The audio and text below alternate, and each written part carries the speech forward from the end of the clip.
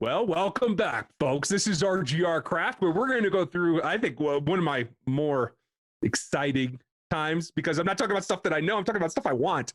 This is Mike Munhall, the guy that's really in charge of this whole fiasco. How are you, Mike? Oh, yeah. Put it all on me. Thanks, Ryan. Yeah, I'm doing good. Oh, hey, by the way, nice hat. Thank you. Yeah. I didn't even notice it until you just said it. Okay. So, anyway. Yeah, I'll maybe I think it'll be okay. So I will say happy holidays to you and to everyone out there. This will be a little bit early, but this will be our Christmas show. And we wanted to give you enough time so that any of our ideas come through that maybe work for you too, that they can help. So we should drink something while we do this, though. Please. It's been a long day. I'm ready for a beer. I'm guessing you went. Yes. Did you go Trappist? I'm guessing. Not quite. American Trappist, maybe. Yes. Okay. So this is what we're gonna drink, folks.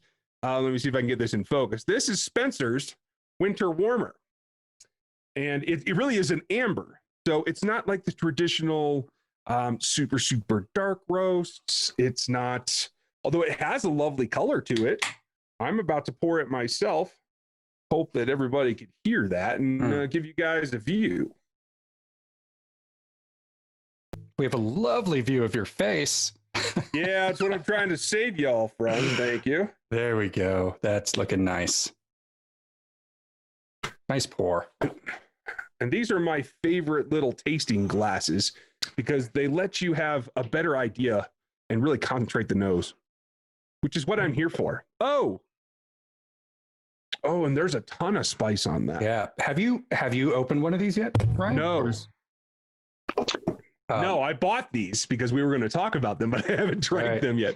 I've been trying to do my other Christmas favorites. Right. I ended up finding some at my store. So I went through the one that you gave me and working through my 4-pack. So I've had this before and I'm really interested to hear what you think about it.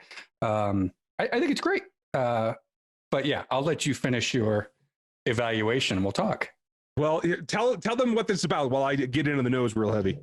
So this is a winter warmer from Spencer.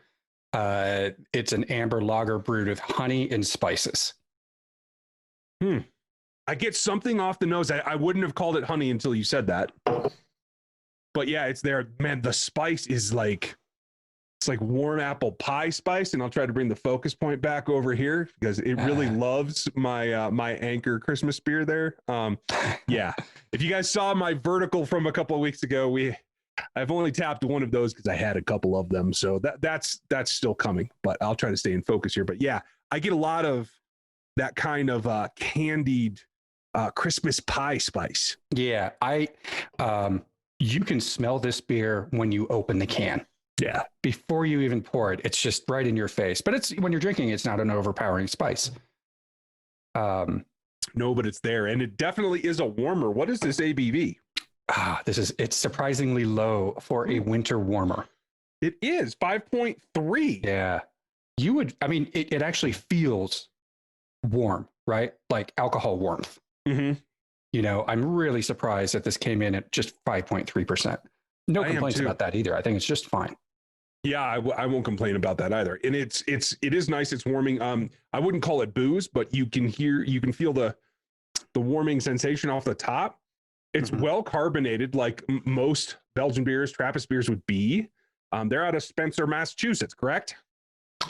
Yep, Massachusetts. I just like that for all you Bostons up there. I like saying Mass. So they are an authentic Trappist brewery. You just have to, as a Trappist brewery, the beer needs to be made at the monastery by the monks, and the proceeds from the beer need to go to charitable works or back into the monastery.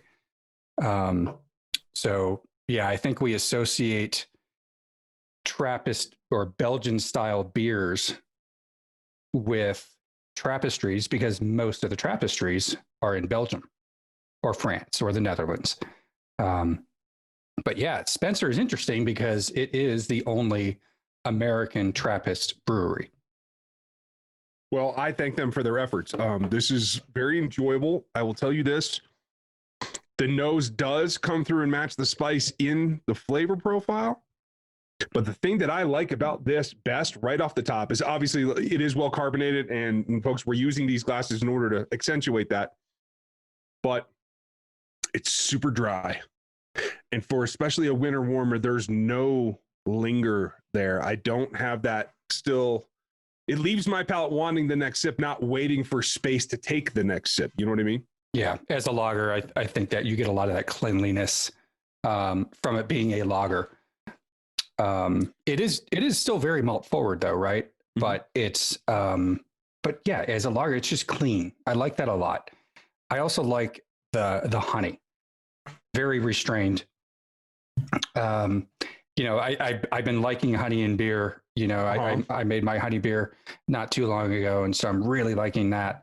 And this has just the right amount of honey. You can perceive it, but it's not overpowering. Yeah, and it does take that kind of not foundational spot, but just the next middle layer, and I like that.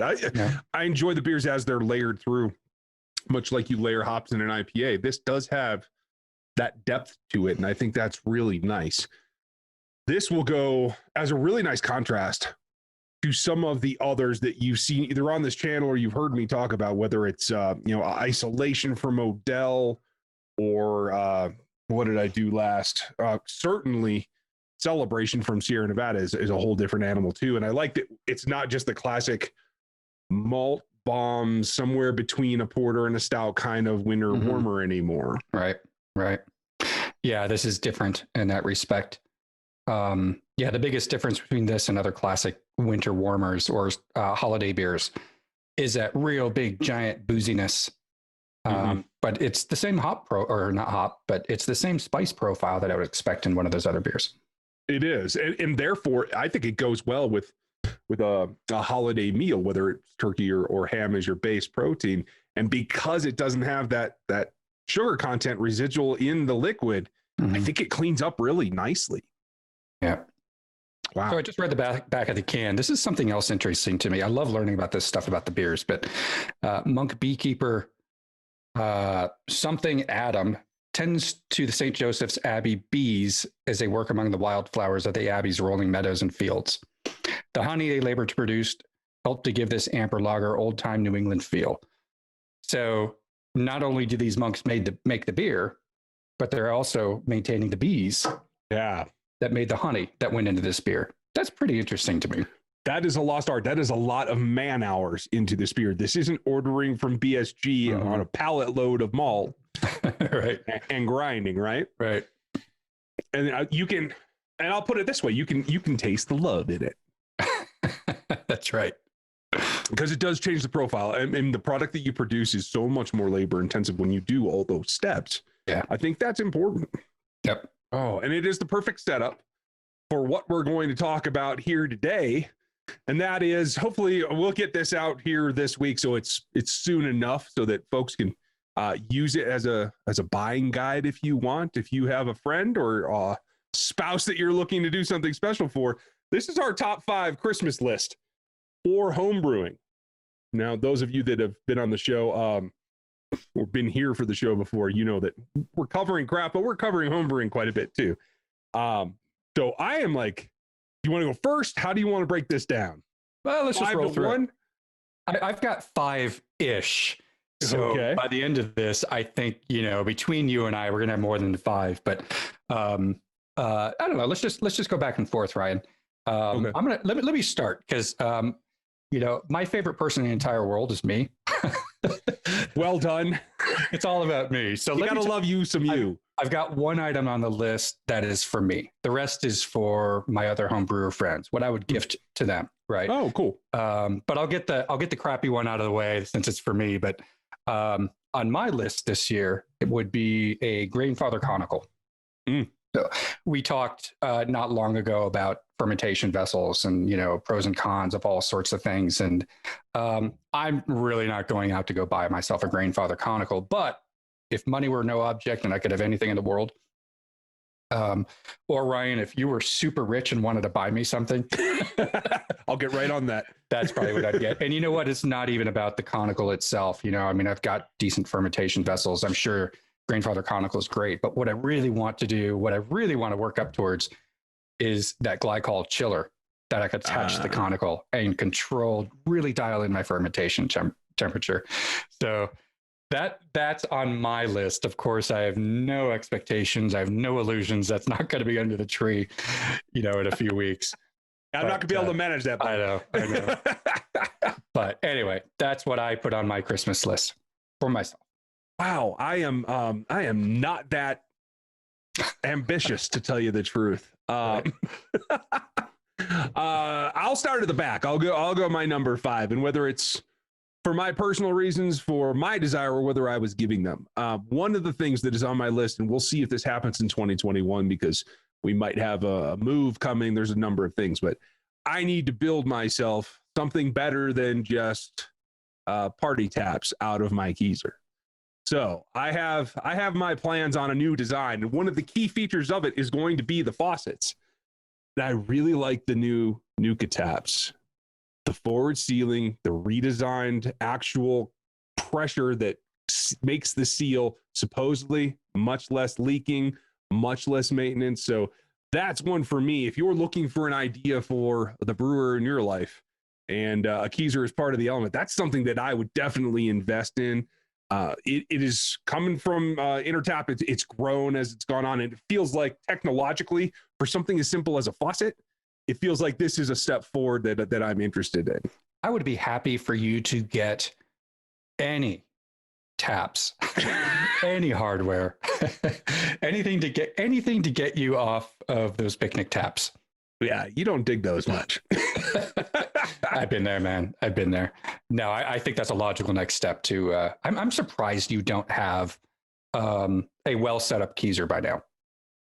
The Keezer part's great. It's just the delivery system. And honestly, I'm glad that I don't actually, because I would have gone. And folks, what you can see behind Mike is his setup where he built a really nice stacked wood layered collar that he put a lot of time and effort into building, not just to be functional, but to look gorgeous. And it does. I don't have that kind of time between this channel and all the other things that I do media-wise for football on top of the day job and doing kids sports and the whole 9 yards.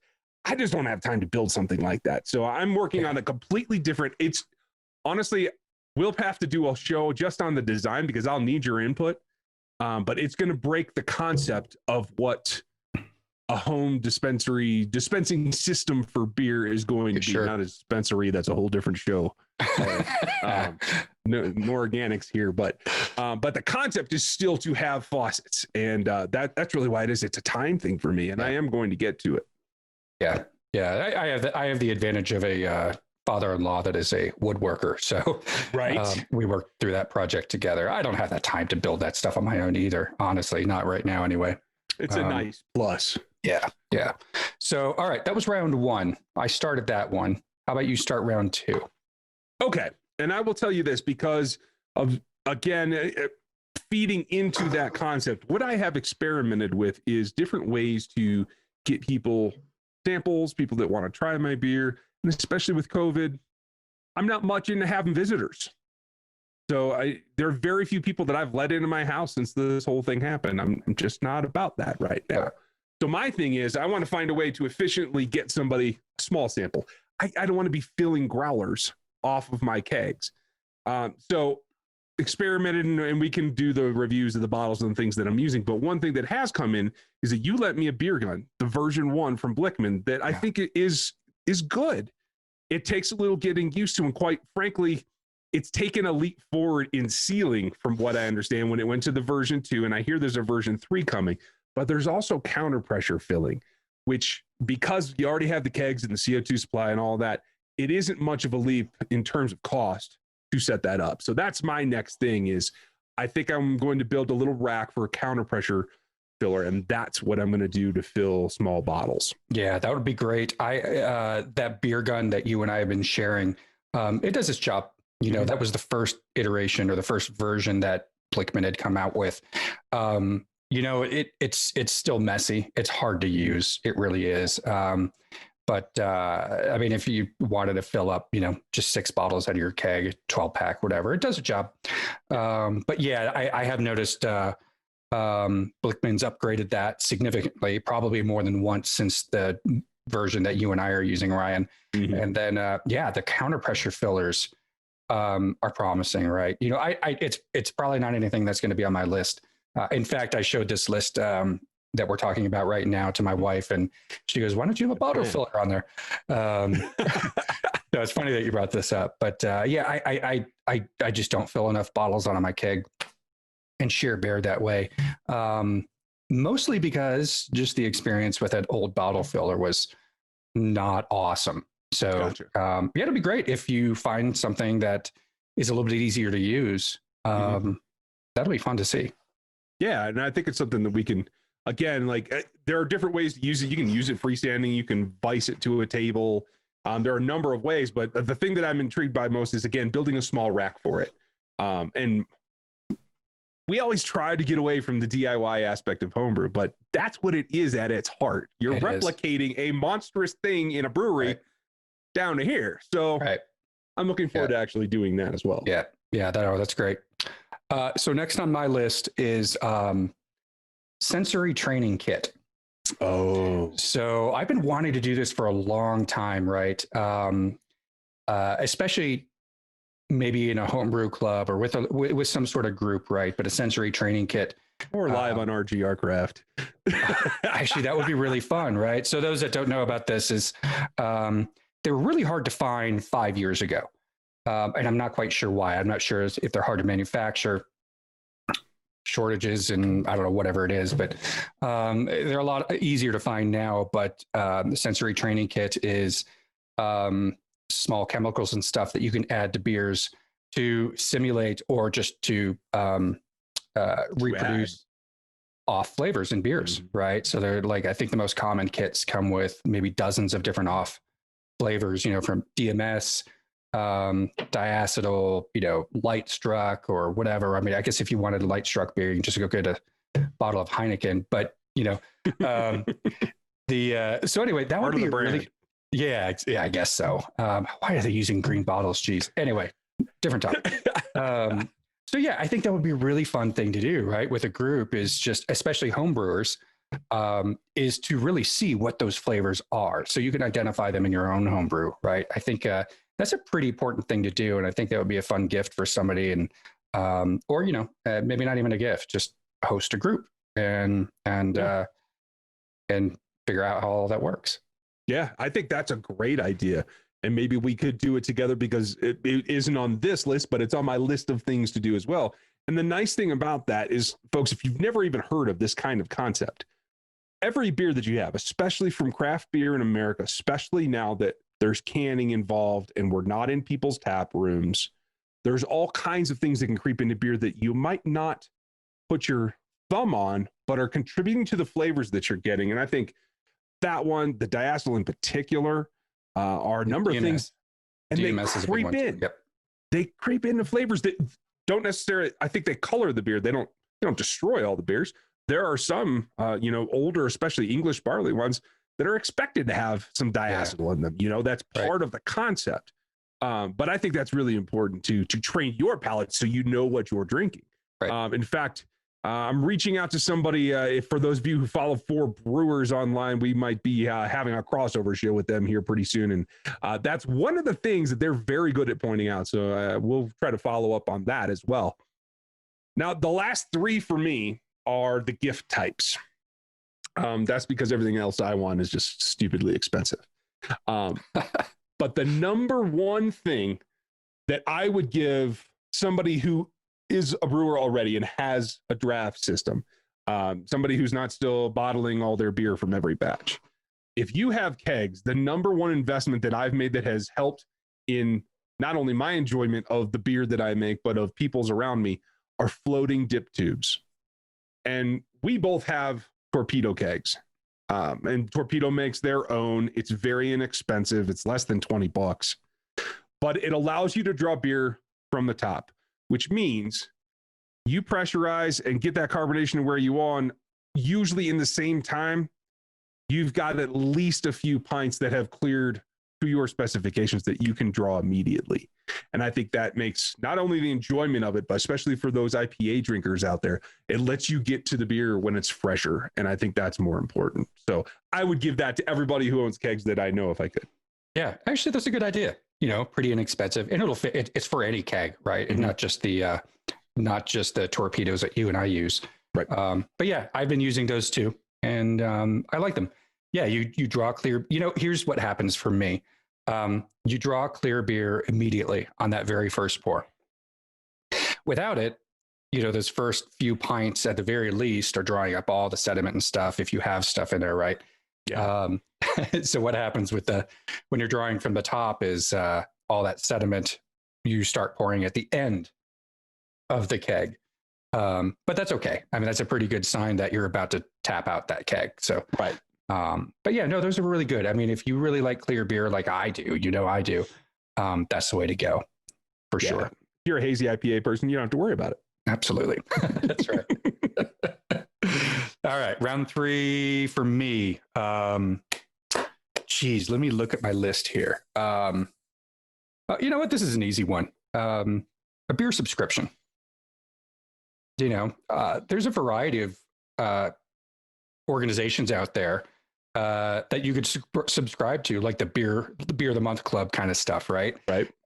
Or there's a few that you and I use, Ryan, that where they publish beers every day, and if you're interested, you can go sign up, and they build a box for you and ship it out to you every month. That's a really fun thing to do for the beer lover, not just necessarily the home brewer. Right. Because you're getting to experience all these different beers from, places where you normally wouldn't be able to get those beers at your local homebrew store. Right. Or experiment with different styles, or it's just a fun way to try new beers and, occasionally be surprised about what's going to be in your box. And, shout out to Tavour and Craft Shack. You guys have seen me be an ambassador for Tavour at JBF before. So, I mean, they do a great job, and specifically they get beers from all over the place. And Craft Shack, thank you very much for actually shipping to my address and not to Mike's, because that's what Tavour has to do. And for Craft Shack, they got one that I think we'll just have to review sometime soon. We both drank them because I can't get Allagash, their triple, any other way. That's right. They don't distribute in Colorado, and it's up there amongst American triples. It's right at the top with anything. I'll put it against whatever you want. Yeah, not just their triple, but their entire lineup. The brewery itself is one of my favorites, and it's almost impossible to get Allagash out here. You know what? I just changed my mind.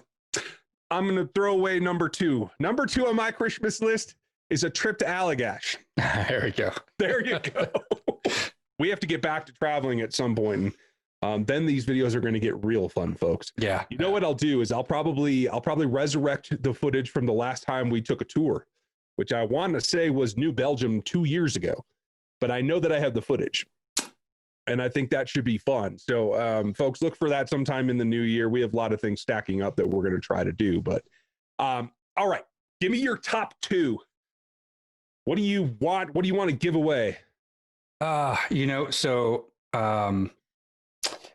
The last, this one's a little bit non-traditional, but as a gift to a home brewer, I think a good gift, this might be hokey, but you're going to have to roll with me here, Ryan, would be from one home brewer to another, would be to design a recipe, build the ingredient list, buy the ingredients, and gift that to a home brewer for the next home brew day. I don't know. You're creating something, right, out of your own heart and your own head. For a home brewer, they probably appreciate getting just a load of grain and hops and yeast, and all they have to do is schedule their next brew day and roll. Yeah, follow the directions. And honestly, I think that's a really good way to get somebody out of a rut. True. Yes. I think, what was it? It was 2018. Everything that I made that was darker than a triple had Cara Red in it. Everything. Because I was really into the flavor that Cara Red produces. And I still love that grain. But sometimes you got to break out of that particular thing. And we might have to do an experiment where we just do that for each other and then brew them. That would be fun. That would be pretty cool. I think that would so be pretty too. cool. So you're on my top two. The other one is probably the practical gift, right? So we're trying to think of something, reasonably inexpensive, but practical and useful. And for me, that would probably be a refractometer for those that don't have one, right? So much easier to use than taking a gravity reading out of, the flask. There's all sorts of different price ranges. They all work just fine, but a refractometer is just so much easier to use. So as far as practical gifts go, that would be my advice for somebody looking to buy something for their home brewer. Yeah, I mean, that was one of the first things I bought as part of my kit. And knock on wood, I haven't broken one yet.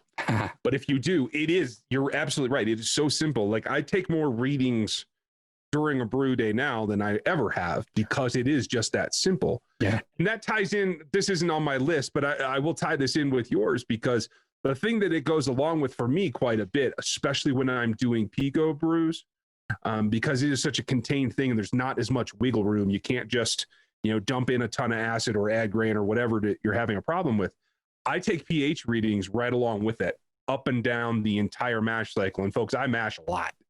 3-4 steps, 2.5 hours. I spend more time mashing than I do brewing, specifically to try to wrangle out every last bit of flavor and sugar that I can. So the pH goes a long way for that, especially if you're somebody that just wants to make fairly straightforward beers, a couple of grain types. Like, you not only have to hit your temperatures, but if you can manage that pH, you can get better extraction, you can get better flavor components out of it as well. Yeah. So, yep.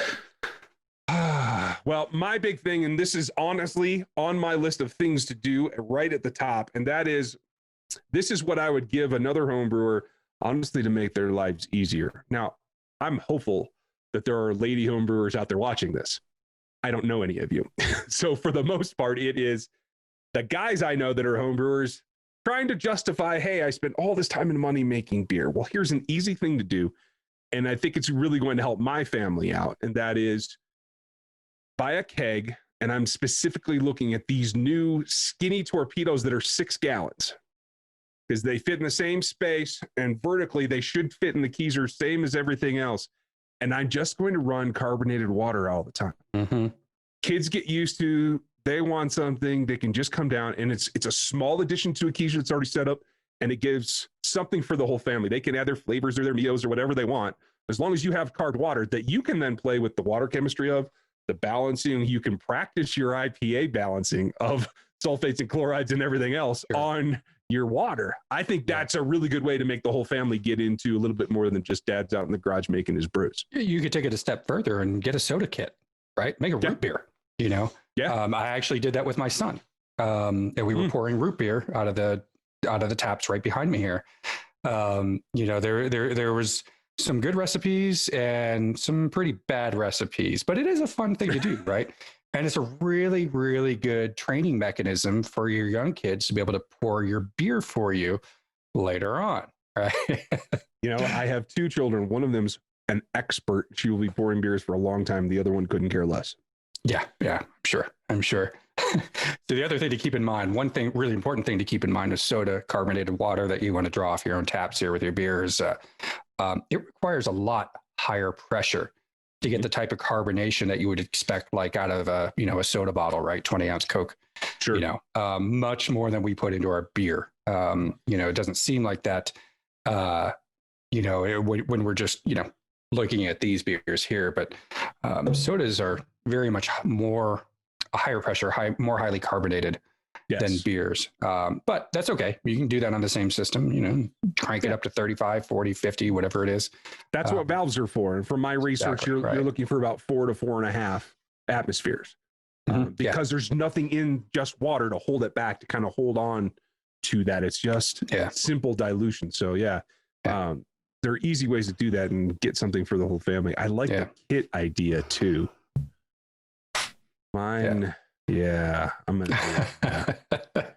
That's going to change the way that I brew some days, but hey, that's good. Get everybody involved and get everybody to get something out of it. I think that's great. Right. So Ryan, in a few weeks from now, I fully expect to have a grandfather conical shaped box under my tree. You're going to help me out with that, right? Yeah, I've sent a message to Mrs. Claus to see if she can figure that out, and we'll see if it actually gets on the sleigh or not. Right. Okay. I think you have a shot. I'll tell you that. Okay. Right. Yeah. Yeah. All right, folks, no expectations. No expectations. Okay, we'll try to keep it down, but I'll have a chat with the lady in charge of the tree under your house. Right. So, but folks, I'd love to know what you guys want to do for Christmas, and if you have specific questions, if you run across this video, you're not one of our subs, and you need an idea for somebody, just leave something in the comments. We'll try to get back to you with a couple other ideas. You should have still ordering time ahead of Christmas, so that's why we did this today. Thank you for joining us. Thanks for the time, Mike. Yeah, absolutely, Ryan. It was fun. Cheers. Yeah, we had a blast. Hope you guys did, and cheers to you. And we'll see you next time. We got a couple shows coming for you. If we don't hear from you before then, enjoy your holiday, and we'll talk to you later. Be good.